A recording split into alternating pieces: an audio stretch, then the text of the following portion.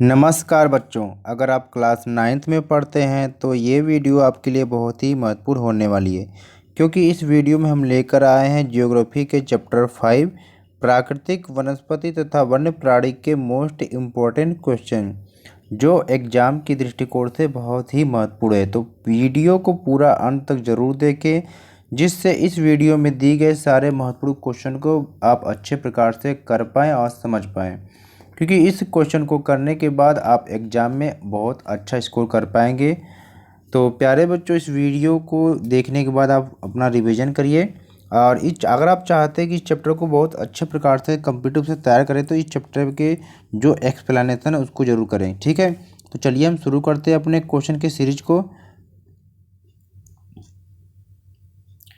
तो प्यारे बच्चे, ये क्लास 9 ज्योग्राफी में चैप्टर 5 ज्योग्राफी के हैं प्राकृतिक वनस्पति तथा वन्य प्राणी के मोस्ट इंपॉर्टेंट क्वेश्चन है।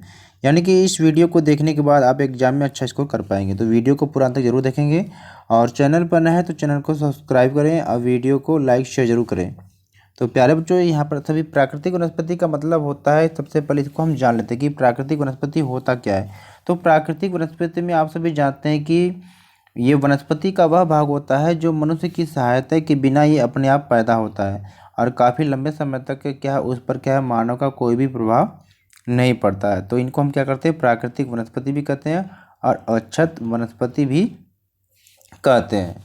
तो चलिए हम शुरू करते हैं अपने चैप्टर को। तो सबसे पहले हमें यानी कि अति लघुत्तरी प्रश्न यानी कि 1 अंक वाले जो प्रश्न होते हैं इनको करना है। ठीक है, तो यहाँ पर आपको करना कि प्राकृतिक वनस्पति से आप क्या समझते हैं। पहला क्वेश्चन आपका है, यानी कि आपको प्राकृतिक वनस्पति की परिभाषा आपको बताना है। तो यहाँ पर हमने अभी शुरू किया था कि प्राकृतिक वनस्पति क्या है।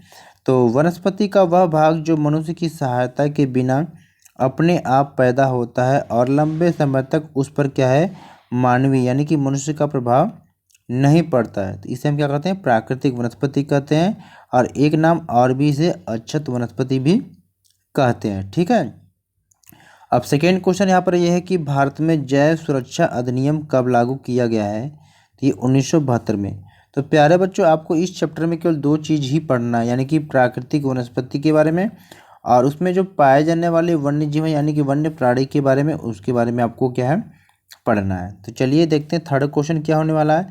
तो थर्ड क्वेश्चन यहाँ पर हमारा ये होने वाला है कि भारत में जीव जंतुओं एवं वनस्पतियों की कितनी प्रजातियां हैं, आपको ये बताना है।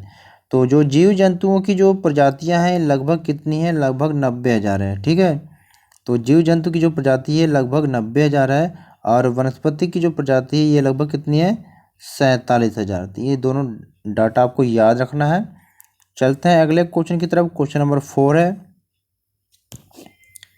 एशियाई शेर भारत के किस राज्य में पाए जाते हैं। यानी कि जो एशियाई शेर हैं भारत के किस राज्य में पाए जाते हैं, आपको पता होना चाहिए। तो ये पाए जाते हैं गुजरात में।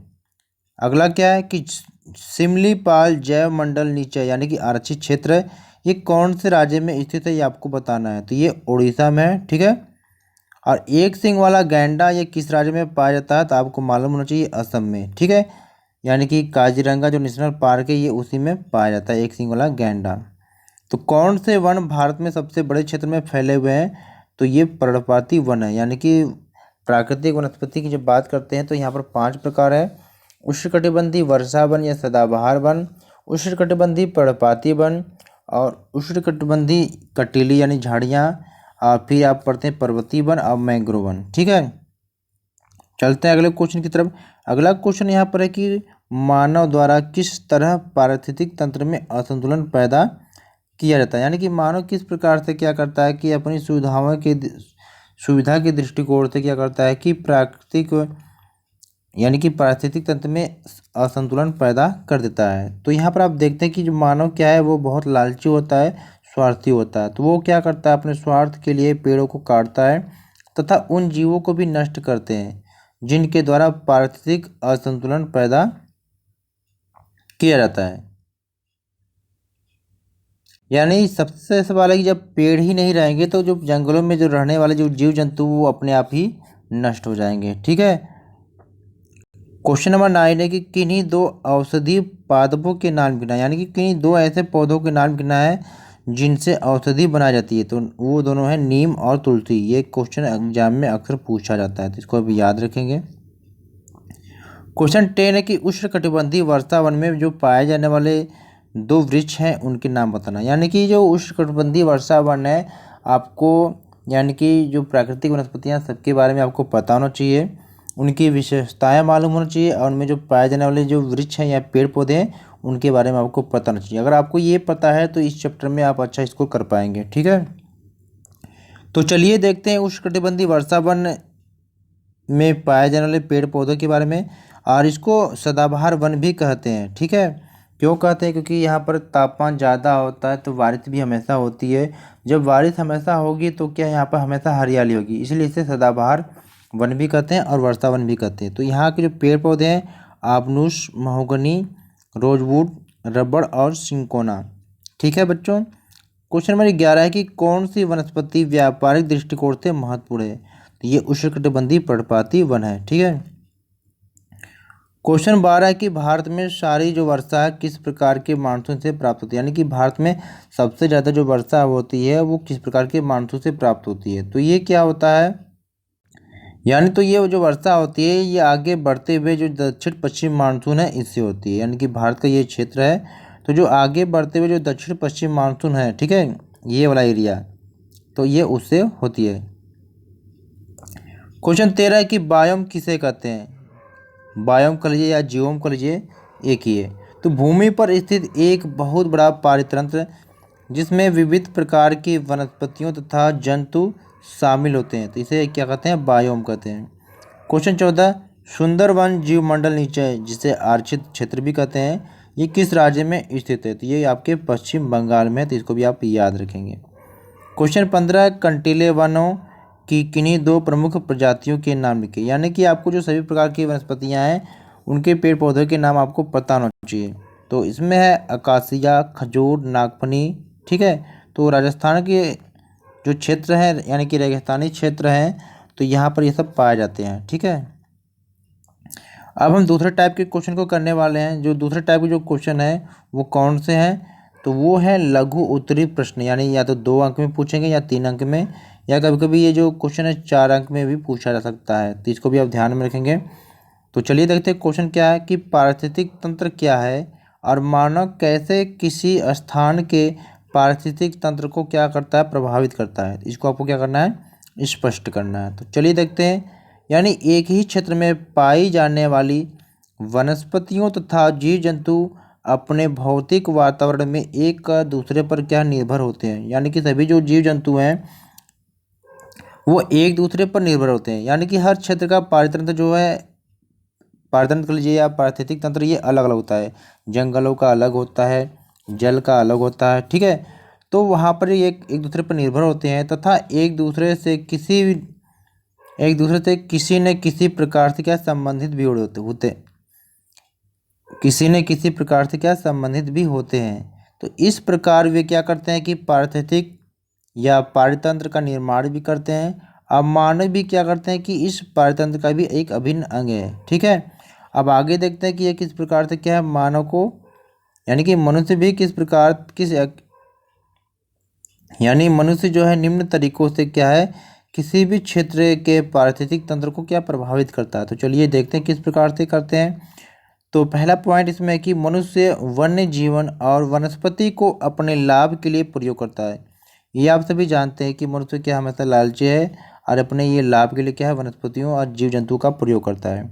यानी मनुष्य जो अपने लालच के कारण क्या इन संसाधनों का अति उपयोग करता है। वे पेड़ों को भी काटते हैं तथा जानवरों को मारते हैं, जिससे क्या होता है कि पारिस्थितिक तंत्र में असंतुलन पैदा होता है। इन सब कारणों के वजह से ही कुछ पौधों तथा जानवरों की प्रजातियां क्या लुप्त होने की कगार पर है। यानी जब मनुष्य क्या है अंधाधुंध पेड़ों की कटाई करने लग जाएगा तो उसमें जो रहने वाले जीव जंतु हैं उनकी आवास की समस्या हो जाएगी। तो धीरे धीरे उस जंगलों में जो रहने वाले जो जीव जंतु हैं उनकी जो प्रजातियां हैं वो क्या है लुप्त होने लग जाएंगी, यानी कि समाप्त होने लग जाएंगी। ठीक है, अब अगले क्वेश्चन की तरफ चलते हैं कि भारत में पादपों तथा जीवों का जो वितरण है ये किन तत्वों द्वारा क्या होता है निर्धारित होता है। तो ये क्वेश्चन एक अलग तरीके से भी पूछा सकता है कि पादपों यानी कि भारत में पादपों तथा जीवों को जो क्या है प्रभावित करने वाले जो कारक हैं वो कौन कौन से हैं। तो ये क्वेश्चन किसी भी प्रकार से आएगा, आपको क्वेश्चन के आंसर यही लिखना है। चलिए देखते हैं क्या इसके आंसर होने वाले हैं। तो भारत में पादप तथा जीवों का जो वितरण है निम्न तत्वों द्वारा क्या है निर्धारित होता है या प्रभावित करने वाले कारक। ठीक है, तो आप जो भी है जो भी लिख सकते हैं कि प्रभावित करने वाले कारक लिख लीजिए या जो भी हो। तो पहला इसमें क्या है, तापमान है।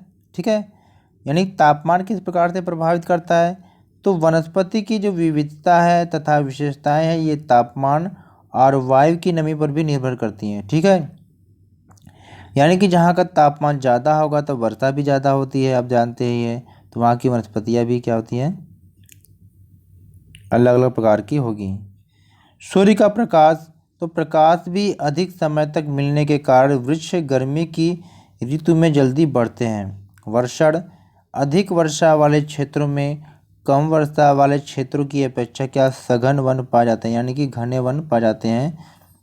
आगे देखते हैं, चौथा है कि भूभाग, तो उपजाऊ भूमि पर प्रायः कृषि की जाती है और असमतल भूभाग पर घास के मैदान होते हैं। यानी आप सभी जानते हैं कि जो उपजाऊ भूमि है उस पर खेती की जाती है।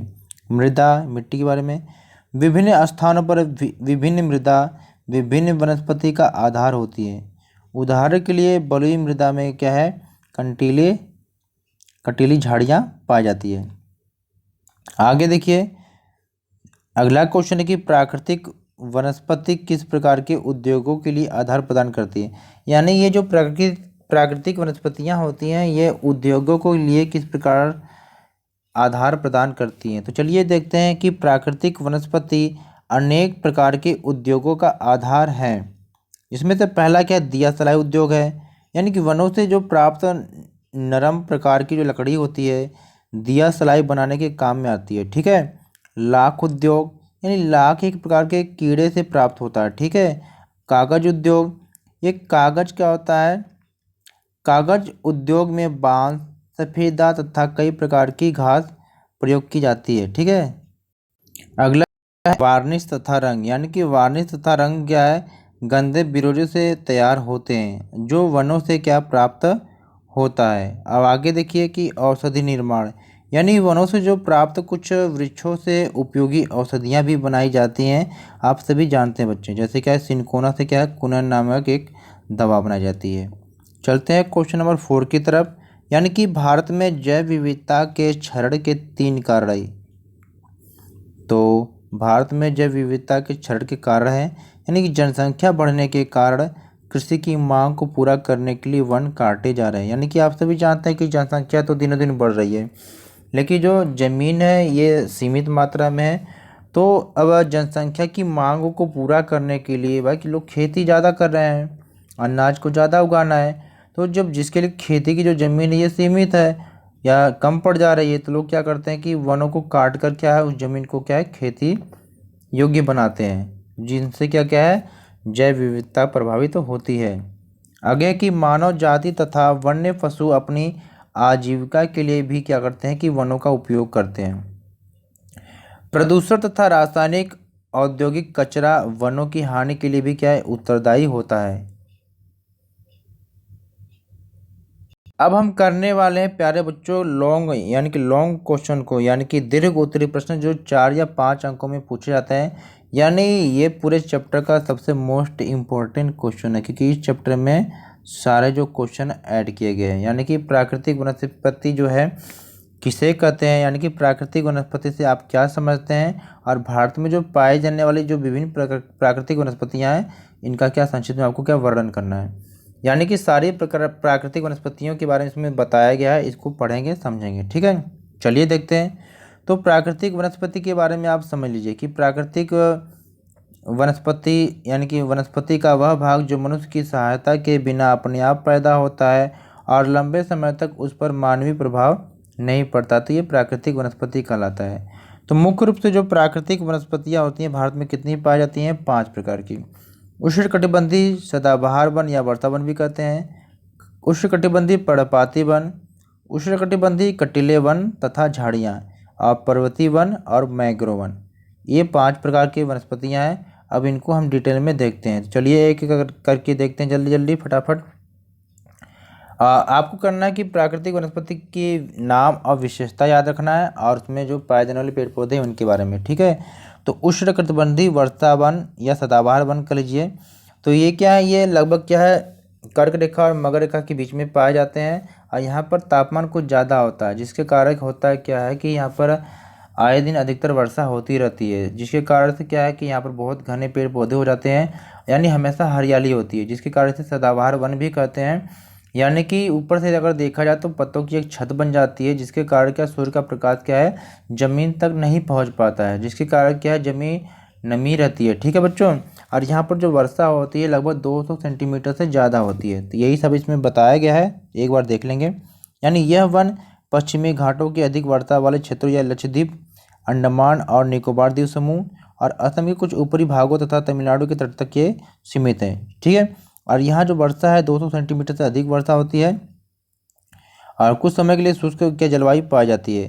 तो इन वृक्षों में जो क्या पतझड़ का कोई निश्चित समय नहीं था, यानी कि ये जो पेड़ पौधे होते हैं सभी पेड़ पौधे अब पत्ते अपने एक साथ नहीं गिराते हैं, ठीक है, इसलिए ये हमेशा हरे भरे रहते हैं। और वृक्षों की ऊंचाई लगभग क्या 60 सेंटीमीटर से अधिक ही होती है और ये वन क्या अत्यधिक घने होते हैं, क्योंकि जब हमने बताया कि हमेशा बारिश होगी तो ये घने बने होंगे और हरे भरे भी होंगे। और इन वनों में जो पाए जाने वाले जो पेड़ पौधे हैं आबनूस, महोगनी, रोजवुड और सिंकोना है, ठीक है, ये बहुत ही महत्वपूर्ण है, इसकी विशेषता आपसे पूछी जा सकती है। अगला है उष्णकटिबंधीय पर्णपाती वन। तो यह भारत में सबसे बड़े क्षेत्र में फैले हुए, यानी कि सबसे ज़्यादा भारत में इन वनस्पतियों की ही मात्रा है। तो इन्हें हम मानसूनी वन भी कहते हैं और यहाँ क्या है 70 सेंटीमीटर से लेकर 200 सेंटीमीटर तक वर्षा होती है दो भागों में। यानी कि आर्द्र पर्णपाती वन में कितने 100 से 200 सेंटीमीटर के बीच में होती है वर्षा और शुष्क पर्णपाती 70 से 100 सेंटीमीटर के बीच में होती है, ये वार्षिक वर्षा होती है। तो इस प्रकार के वन क्या है ग्रीष्म ऋतु में 6 से 8 सप्ताह के लिए अपनी पत्तियां गिरा देते हैं, ठीक है। और यह वन क्या देश के पूर्वी भागों, उत्तर पूर्वी राज्य, हिमालय के गिरिपद प्रदेशों, झारखंड, पश्चिम उड़ीसा या छत्तीसगढ़ में पाए जाते हैं। तो इन वनस्पतियों में जो पाए जाने वाले पेड़ पौधे हैं सागवान, बांस, साल, शीशम, चंदन, पीपल, नीम तथा सहतूत के वृक्ष पाए जाते हैं, ठीक है प्यारे बच्चों। अगले क्वेश्चन है, इसका पार्ट जो है कंटीले वन तथा झाड़ियाँ। तो जिन क्षेत्रों में 70 सेंटीमीटर से कम वर्षा होती है वहाँ प्राकृतिक वनस्पति में कंटीले वन और झाड़ियाँ पाई जाती हैं। पेड़ों की जो लंबी जड़ें होती हैं एवं पत्तियाँ छोटी और कांटेदार होती हैं, जिससे कम वाष्पीकरण हो सके। तो इस प्रकार की जो वनस्पति हैं देश के उत्तरी पश्चिमी भागों में पाई जाती हैं, जिनमें राजस्थान सबसे मुख्य है, छत्तीसगढ़, मध्य प्रदेश, गुजरात और हरियाणा और कुछ अर्ध शुष्क क्षेत्र भी सम्मिलित इसमें हैं। और इन क्षेत्रों में जो पाए जाने वाले पेड़ पौधे हैं अकासिया है, खजूर है, यूफोरबिया तथा नागफनी यहाँ की क्या मुख्य पादप है। अब अगला प्रकार है पर्वतीय वन, यानी कि पर्वतीय जो क्षेत्र में जो तापमान की कमी तथा ऊंचाई के साथ साथ क्या कर प्राकृतिक वनस्पति में भी हमें अंतर देखने को मिलता है। यानी 1000 मीटर से लेकर 2000 मीटर तक की जो ऊंचाई वाले जो क्षेत्र में आर्द्र शीतोष्ण कटिबंधीय वन पाए जाते हैं। इनमें क्या चौड़ी पत्ती वाले ओक तथा चेस्टनट जैसे वृक्ष की प्रधानता होती है। और जहाँ पर 1500 से लेकर 3000 मीटर की ऊंचाई के बीच में शंकुधारी वृक्ष पाए जाते हैं, जिनमें चीड़, देवदार, सिल्वर, फर आदि पाए जाते हैं। और यह वन क्या हिमालय के दक्षिण और उत्तर पूर्वी भारत के अधिक ऊंचाई वाले भागों में पाए जाते हैं, जहाँ पर 3600 मीटर से अधिक ऊंचाई पर स्थित उष्णकटिबंधीय वन और घास के मैदानों का स्थान कौन लेता है, अल्पाइन वनस्पति ले लेती है। और कुछ हैं सिल्वर, जूनिपर या जनिपर हो जाए, पाइन, इन वनों के क्या मुख्य वृक्ष हैं, ठीक है। अब क्या है अगली जो वनस्पतियां हैं मैंग्रोव वन, यानी कि दलदली क्षेत्र में पाई जाती है। मैंग्रोव एक प्रकार की वनस्पति है जिनमें पौधों की जड़ें पानी में डूबी ही रहती है, क्योंकि दलदली क्षेत्र रहती है वहाँ पे। तो ये कहाँ पाई जाती है, गंगा, ब्रह्मपुत्र, महानदी, गोदावरी, कृष्णा तथा कावेरी नदियों के डेल्टा में ये वनस्पति पाई जाती है, यानी डेल्टा क्षेत्र में ये पाई जाती है। इसमें कुछ मुख्य जो वनस्पतियां हैं सुंदरी है, नारियल है, ताड़ है, क्योड़ा, ये सारे वृक्ष क्या इन क्षेत्रों में पाए जाते हैं। ठीक है, अगले क्वेश्चन है हमारा कि वन मनुष्य के लिए क्यों आवश्यक है। कोई 3 कारण या कुछ और भी है ना, यानी कि जो पेड़ पौधे हैं ये मनुष्यों के लिए क्यों आवश्यक है आपको बताना है। तो चलिए देखते हैं। वन क्या है, स्थानीय जलवायु में बदलाव लाते हैं, बाढ़ को रोकते हैं तथा मृदा के अपरदन को भी रोकते हैं। वन हवा के दबाव तथा तापक्रम को कम करते हैं तथा वर्षा की मात्रा में भी क्या है वृद्धि करते हैं। वनों के पेड़ पौधे मृदा को ह्यूमस प्रदान करते हैं तथा वन्य जीवों को आश्रय भी उपलब्ध कराते हैं। आगे देखते हैं। वन उद्योगों को कच्चा माल उपलब्ध कराते हैं। यहाँ से लोगों को कई अन्य महत्वपूर्ण उत्पाद भी प्राप्त होते हैं। ये कई समुदायों को उनकी जीविका उपलब्ध कराते हैं तथा मनोरंजन के लिए आकर्षक एवं विहंगम दृश्य भी उपलब्ध कराते हैं। वन क्या है, पुनः नवीकरणीय संसाधन है, यानी कि इनकी जब समाप्त होगा तो इसकी रिकवरी भी जल्दी जल्दी होती है तथा पर्यावरण की गुणवत्ता की भी वृद्धि करते हैं, यानी इसमें करने में इनका अहम रोल होता है। अब वनों से विभिन्न प्रकार की औषधियाँ भी पाई जाती हैं, ऑक्सीजन भी पाया जाता है। यानी अगर आपसे एक क्वेश्चन पूछ दिया जाए कि भाई वनों के लाभ बताइए तो इसको भी आप लिख सकते हैं। ठीक है, आगे देखते हैं। अगला क्वेश्चन है कि हमें वन संसाधन को संरक्षित करने की आवश्यकता क्यों है, यानी हमें वनों को बचाने की ज़रूरत क्यों है, संरक्षण देने की ज़रूरत क्यों है। चलिए देखते हैं। तो हमें वन्य जीव संसाधनों के संरक्षण की आवश्यकता क्यों है, देखते हैं। तो वन्य जीव वातावरण में पारिस्थितिक संतुलन को बनाए रखने में मदद करते हैं। इस कारण शैवाल मृदा के निर्माण में महत्वपूर्ण भूमिका निभाती है। ये हमें दूध देने, बोझा ढोने, कृषि कार्य तथा यातायात के साधन के रूप में मदद करते हैं। कौन, जीव जंतु। इनसे मांस एवं अंडे भी प्राप्त होते हैं। मछली पौष्टिक भोजन भी प्रदान करती है। अब बहुत से कीड़े मकोड़े फसलों, फलों और वृक्षों के परागण में भी मदद करते हैं और हानिकारक कीड़ों पर क्या है जैविक नियंत्रण भी रखते हैं। तो प्यारे बच्चों, हमने इस चैप्टर के मोस्ट इम्पोर्टेंट क्वेश्चन को कर लिया है, जिसको करने के बाद आप एग्ज़ाम में अच्छा स्कोर कर पाएंगे। तो इस चैप्टर को पूरा कंप्लीट ज़रूर पढ़ेंगे, क्योंकि अच्छी तैयारी के लिए होता है कि चैप्टर को पूरा पढ़ा जाए। और जो क्वेश्चन होता है प्यारे बच्चों, वो कहीं ना कहीं आपकी क्या फास्ट रिवीजन होता है। तो अगर आप हमारे चैनल पर नए हैं, आज चैनल को सब्सक्राइब नहीं किया है, तो बेस ऑफ एजुकेशन मंत्र आप जाकर इसे सब्सक्राइब करेंगे, डिस्क्रिप्शन बॉक्स में दिया जाएगा। अगर आपको इसकी PDF चाहिए तो हमारे टेलीग्राम ग्रुप को ज्वाइन करेंगे, वहाँ से सभी क्लास की PDF आप ले सकते हैं। और आप हमें इंस्टाग्राम पर भी फॉलो कर सकते हैं, यानी कि सभी जगह पे बेस ऑफ एजुकेशन मंत्र नाम सर्च करके आप हमें फॉलो कर सकते हैं। तो उम्मीद करते हैं कि आपको ये वीडियो अच्छी लगी होगी। वीडियो को लाइक करें और ज़्यादा से ज़्यादा अपने दोस्तों के साथ शेयर करें, क्योंकि लाइक करने में आप सभी लोग बहुत कंजूसी करते हैं। लाइक करने में आपको 1 सेकेंड भी नहीं लगेगा, तो लाइक ज़रूर करें, क्योंकि वीडियो को बनाने में बहुत समय लगता है प्यारे बच्चों। तो चैनल को सब्सक्राइब जरूर करें। ओके, टेक केयर बच्चों, फिर मिलते हैं एक नई वीडियो के साथ। तब तक नमस्कार।